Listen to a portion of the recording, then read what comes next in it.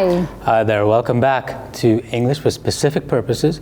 We are your hosts. I'm Mr. Daryl. And I'm Miss Tathia. მოგესალმებით. კეთილი იყოს თქვენი დაბრუნება ჩვენს ტელესკოლაში. მე თათია ვარ, ეს კი დერილია. ჩვენი გაკვეთილის თემა კი what's the topic of today's lesson, Mr. Daryl? We are going to talk about psychology again. Okay. But from new perspective. Yes. Okay. Before we move to the lesson, I think that we have to look at our agenda. So what's on our agenda, Mr. Daryl? We will go in with an introduction. That means a discussion between the two of us. We'll look at vocabulary that will be related to the reading text, as we know. From there, we will read the text. We will also look at some grammar, a very important part of the whole thing. And from there, summarize everything and give up some homework. Okay, nice. It sounds interesting. ვიდრე უშუალოდ გაკვეთილზე გადავიდოდეთ, მოდით ჩვენი გაკვეთილის გეგმას გადავხედოთ. გაკვეთილს დავიწყებთ მცირე შესწავლით, შემდეგ შევისწავლით ახალ სიტყვებს, წავიკითხავთ ტექსტს, შემდეგ ვისაუბრებთ გრამატიკაზე, შევაჯამებთ გაკვეთილს და დავასრულებთ საშინაო დავალებით. We can start, Mr. Daryl, and I think that the first thing we have to talk about is feelings, okay? Very often we express our feelings in the modern world using emojis, right? So here is a photo showing different types of feelings. So what types of feelings are expressed by the emojis here? Well, it looks like one of them, the first one is happy, the second one's a bit sad, and it goes on like that. The one's shocked. So maybe worried or frustrated One or looks disappointed and sleepy and angry and furious. So feelings are endless. There is endless list of feelings, right? Oh, yeah, as many people as there are in the world, there's that many ways to react. To react, right. And what do you think, Mr. Daryl? Is it easier to show feelings in text messages nowadays, like using emojis, for example? Yeah, I would definitely use emojis to reveal feelings, because when you're typing to someone, it's hard to convey the things that you can see when you look at someone. You can see things on the face, you can see the way their eyes are, the way their mouth is, but you can't do that in the text. So it is better. So emojis help. Yeah. And one more thing, I think that sometimes people are shy to express their feelings face to face, and they find it easier to express their feelings using emojis in writing. So it's like it helps people to connect? Yes, I think so. Okay, now let's start, and we will learn some words connected with feelings, and let's look at the first set of vocabulary. And the first word we have on the list is exasperated. Exasperated is an adjective, and in Georgian it is გაღიზიანებული, გაბრაზებული. And how would you define that word in English, Mr. Daryl? Well, it's when you're annoyed by something, but especially because you can't fix some situation. Okay, so exasperated, an adjective, and in Georgian it is translated as გაღიზიანებული, გაბრაზებული. And we have a perfect example here. He is becoming increasingly exasperated with the situation. The situation is making him feel worse and worse. Okay. Mr. Daryl, and what is the next word we have? Humiliated. Humiliated is an adjective, and what's the Georgian definition? Humiliated is an adjective, and in Georgian it means შეურაცხყოფილი, დამცირებული. Okay, a very bad feeling, yes? So how would you define that word? It's when someone has been made to feel stupid or ashamed, and they feel bad.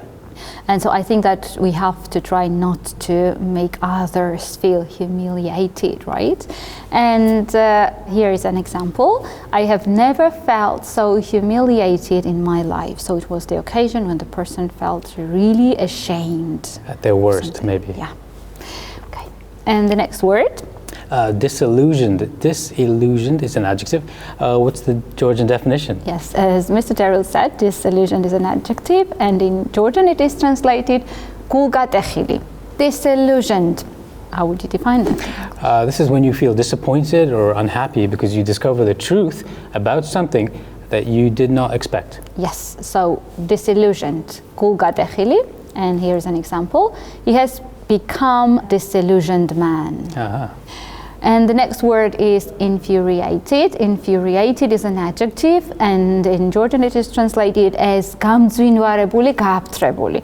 So it means that you are very, very angry, okay? It's precisely a synonym for anger, being angry, when you're very, very angry, yeah. So infuriated, an adjective, and the meaning in Georgian is გამძვინვარებული, გააფთრებული, and we have an example. The man was infuriated by the unsupported accusations. It's terrible when people accuse you of something that you didn't really do. Yeah, and you definitely will feel infuriated. And the next word we have is? Thrilled.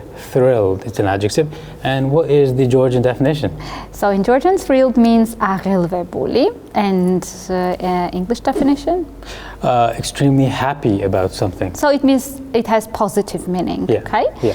So when something positive happens and when you feel very happy, you can say that I'm thrilled, right? Yeah. Okay. And here's an example. I'm thrilled about my achievement. Yeah, that's a perfect situation when you've got a good mark on a really difficult exam. Or when you get promoted. Or when you get promoted, yeah. Okay, well, and the next one is frustrated.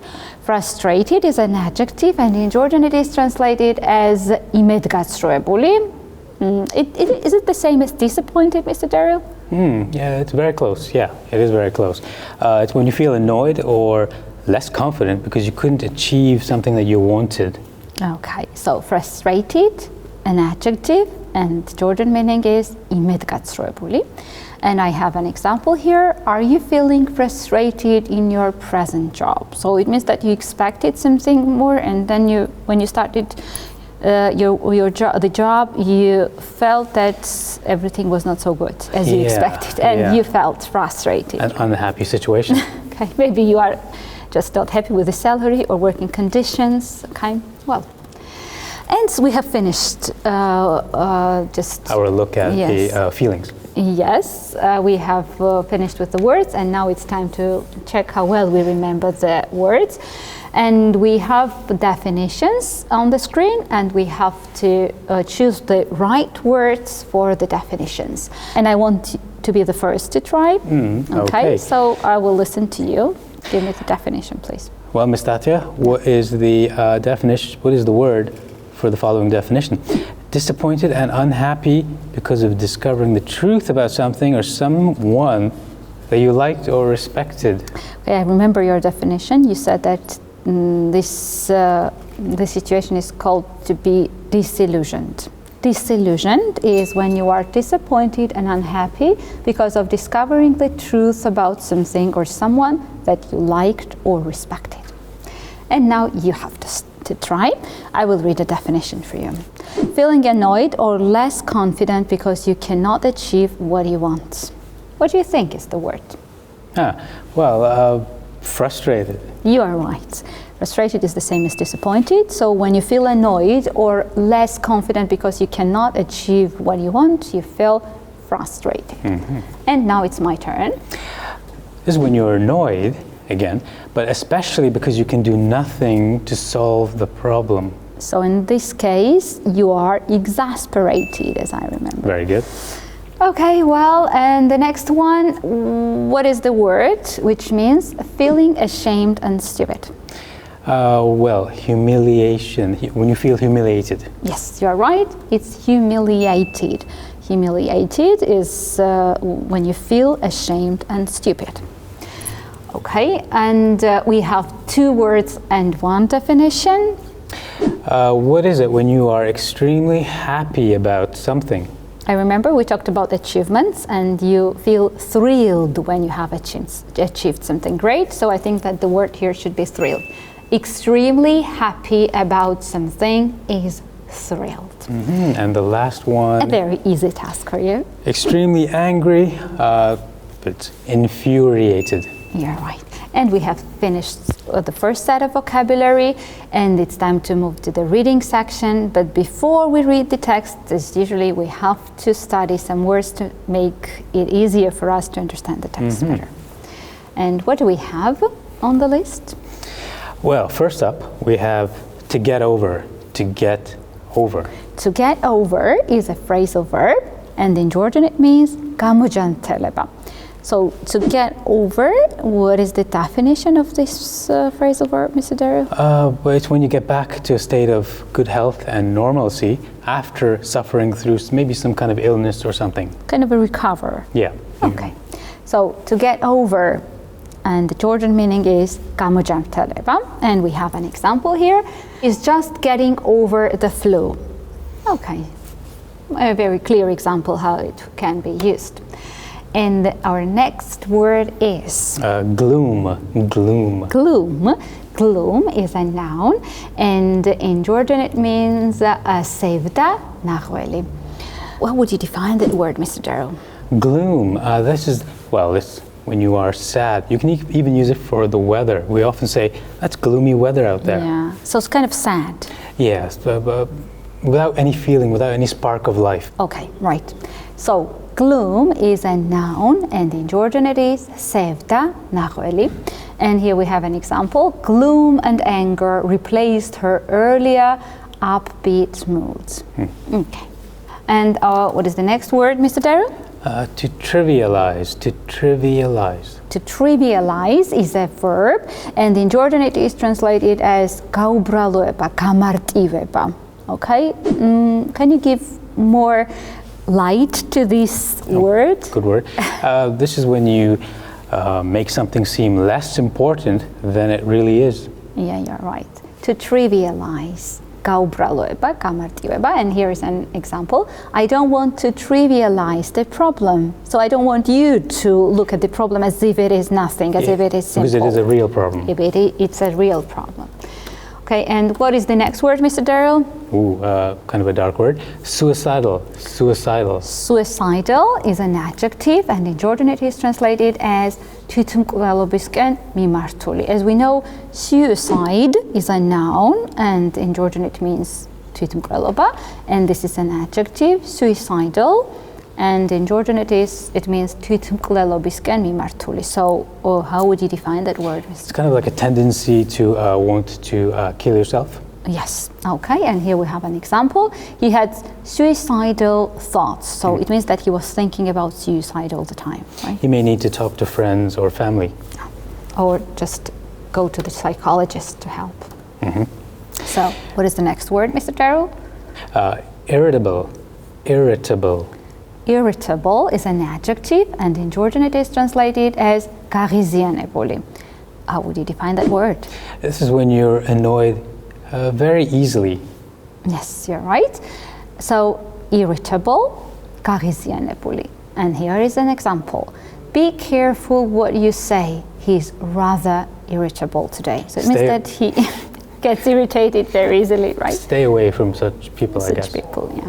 And the next word is down. Down is an adjective, and in Georgian it means უბედური, მოწყენილი. Sometimes people feel down, yeah? So it means that they are sad. But it's a very common adjective in English when you speak about someone's feelings, if they are feeling unhappy and unable to feel excited about anything. Yes, so to feel down means, in Georgian means თავი იგრძნო უბედურად, იყო მოწყენილი, okay? And here is an example. I've been feeling a little bit down this week. And I think that we have studied all the words we need to read the text, and it's time to read the text. And the text is very interesting, by the way, because it was something new for me, and I think that the audience will find it also quite interesting. Did you feel thrilled when you found it out? Yeah, by the way. Not quite thrilled, but I was quite interested in it. Okay, so I want to ask you, how do you generally feel at the end of January after the New Year celebrations are over? Well, in Georgia, you have like 15 days of celebrations from January 1st to Old New Year on January 14th. So you have a long time of celebrations. So after that, maybe you might feel a little down. A little down. Yeah, you're right. I have the same feeling when the celebrations are over. And by the way, have you ever heard about Blue Monday? No, I haven't. You haven't. So No. you are going to find out about Blue Monday. But if Monday is blue, it means that blue is usually connected with sadness. Sadness, yeah. Okay. So if Monday is blue, it means that this is the Monday which is sad. Mm-hmm. I'm going to be thrilled to find out what it's all about. Okay. So we will read the text and find out what Blue Monday is. Let's start. Blue Monday is supposed to be the saddest day of the year, and it takes place on the third Monday in January. Why is it so sad? Well, there are several reasons for that. Firstly, for most of the world, the holiday season is over. The New Year decorations are down, and for many of those living in the north, they are replaced with cold, damp, grey weather. To add to the gloom, following the increase in the spending for the end of year celebrations, levels of debt are most likely to be up at this time. This means you may be having to reduce expenses that is likely to be a little more wobbly than usual. Well, Thათია, there you go. That was Blue Monday then. I didn't realize it happens in January, as you said, and it's the Monday you feel the most depressed. Yes, you're right. Let's go on. However, the term Blue Monday, which was established by psychologist Cliff Arnell in 2004, has been met with a certain amount of skepticism from mental health care professionals. Clinical depression is a serious illness that will likely affect around 1 person out of every 6. Many feel that designating a day in January where everyone feels depressed trivializes an issue that severely impacts a significant number of people in all aspects of their lives all year. People who suffer from depression may have suicidal thoughts, sleep deprivation, and a feeling of being disconnected from others. There are also a significant number of people who suffer from seasonal affective disorder, or SAD. This largely affects people during the months when lack of sunlight is more likely, leaving them depressed, irritable, and feeling worthless. Okay, so we've got more information about Blue Monday and the person who established it, and the fact that a lot of healthcare professionals object to this term, right? Because people are sad throughout the year, not just that Blue Monday. Yeah. Okay. Now let's move on. Again, symptoms of this adversely affect millions around the world each year for many months. So the implication that we can just feel down for one day and get over it is upsetting to many. Arnell himself has since publicly apologized for introducing the term and done much work to ensure positive work is done year-round. Nonetheless, the idea has stuck. On a positive note, it's a good chance to acknowledge and discuss mental health more openly. It's often an issue due to its very nature that people struggle with it in private. Well, so this is an instance where a professional has to kind of backtrack on something he said. They made him change his opinion. Yes, really. He apologized for establishing this Blue Monday because a lot of people are struggling with depression all year round, and it can be it cannot finish in one day, okay? You cannot get over it so soon and so easily, right? So we should call it a blue year. Yes, okay, we can. Okay, now I think that it's time to check how well we understood the text. For this we have statements and we have to decide whether the statements are true or false. I'll ask you the first one. Okay, I'm ready. One of the reasons for Blue Monday is that by the third Monday in January, people have less income. I can't agree with you because I remember well when I read the text that people feel down because they have to tighten their belts to spend less than they used to. So the statement is false because we read, this means you may be having to reduce expenses that is likely to be a little more wobbly than usual. So it isn't about less income, it's about reducing the expenses, okay? And the next one, I will read the statement and you will try, okay? Some mental health care professionals have objected to Blue Monday, saying that it reduces the importance of clinical depression, which is a very serious issue for many people. A very serious issue for many people. So what do you think? We talked about this and I think it is true. People have criticized him for making this idea creating this idea, which turns out not to be the most helpful idea. Yes, you're right. And here is the proof, the evidence. The term Blue Monday, which was established by psychologist Cliff Arnold in 2004, has been met with a certain amount of skepticism from mental health care professionals. Okay, and now I will try. Seasonal affective disorder often affects people during the summer months and can cause depression. Is it true or false? I think that it's false. Very good, because it's the summer. Okay, we know that so it was said that in the text that people usually feel down when it's winter, there is no sunlight, there are gloomy, cold days, and people feel more depressed during that period of time. So we read in the text, there are also a significant number of people who suffer from seasonal affective disorder. This largely affects people during the month when lack of sunlight is more likely, leaving them depressed, irritable, and feeling worthless. So it's not in summer when there is much sunlight. Okay, and the last statement. Cliff Arnold, the creator of the Blue Monday concept, has distanced himself from that idea and apologized.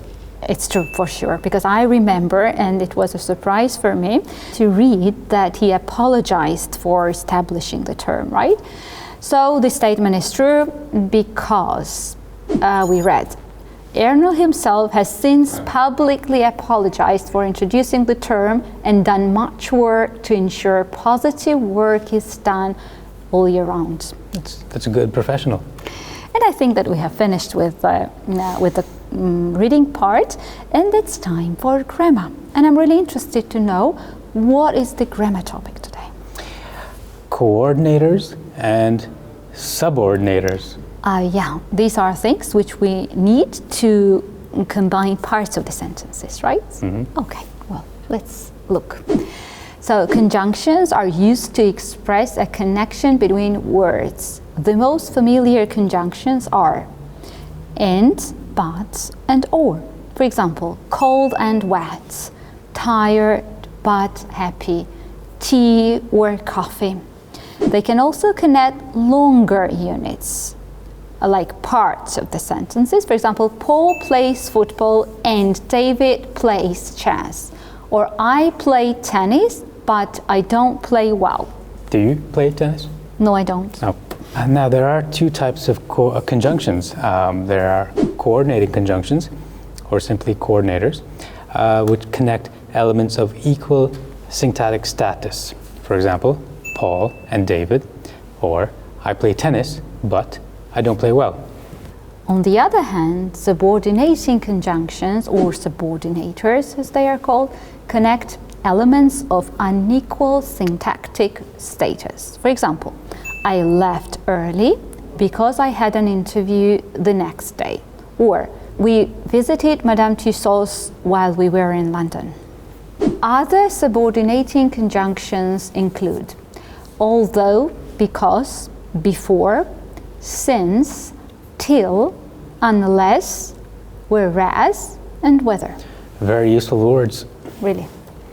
Now I think that we have finished with the theoretical part and we have to practice. We will read the sentences with the conjunctions, and we have to decide whether they are subordinators or coordinators. Okay. The first sentence is on the screen. Last year we visited Venice and Pisa. So, as Venice and Pisa are the elements of equal syntactic status, I think that it should be a coordinator. And you are I'm right. Now it's your turn to try. Have there been any developments since we last met? So these do not seem to be equal syntactic elements. The first part is obviously longer than the second part. It has to be a subordinator. You're right. You're absolutely right. Okay, now let's move on. The next example, Meg will drink red or white wine. So I think here or is a coordinator. okay? Because each joins equal words of equal syntactic function. Okay. Very good, and you were right. Now, the next one, I find it very difficult to forgive, although I do eventually. Now, these two parts are not of equal status, so I'm going to say... And we know that although is a subordinator. By this thing, so it is a subordinator. Yeah, you're right. Okay. And I think that we have finished with the lesson, and it's time to wrap it up. Well, this is our goodbye to psychology. We had a look at vocabulary, as you remember at the very beginning, about feelings, emotions. We brought up a lot of adjectives. Then we had a reading about Blue Monday and Mr. Arnell, the psychologist. And we looked at grammar, looking at conjunctions. ეხლა კი დროა ჩვენი გაკვეთილი შევაჯამოთ. გაკვეთილი დავიწყეთ ახალი სიტყვებით, შევისწავლეთ გზნობებთან დაკავშირებული ზეცართავის სახელები. შემდეგ წავიკითხეთ ტექსტი ლურჯ ორ შაბათთან დაკავშირებით, რომელიც ვფიქრობ რომ ძალიან საინტერესო იყო. შემდეგ კი განვიხილეთ გრამატიკა, კავშირები. And now it's time to move to the final part of our lesson, which is homework. Mr. Derill, what are we going to have as a homework today? Well, since it is about our reading task, I thought we'd ask this following question. Write a paragraph about how you feel after New Year celebrations are over. Okay, and I think that we will just find out many interesting things about people and their feelings, right? Okay, very nice. And Mr. Terry, where can the homework be uploaded? Well, the homework can be uploaded to the address you see on the screen right now. Okay, very interesting. And now the only thing we can do is to say goodbye to the viewers and look forward to meeting them again. With a new topic. Yeah, with a new topic. So stay with us and keep on learning. Until next time, goodbye. Bye.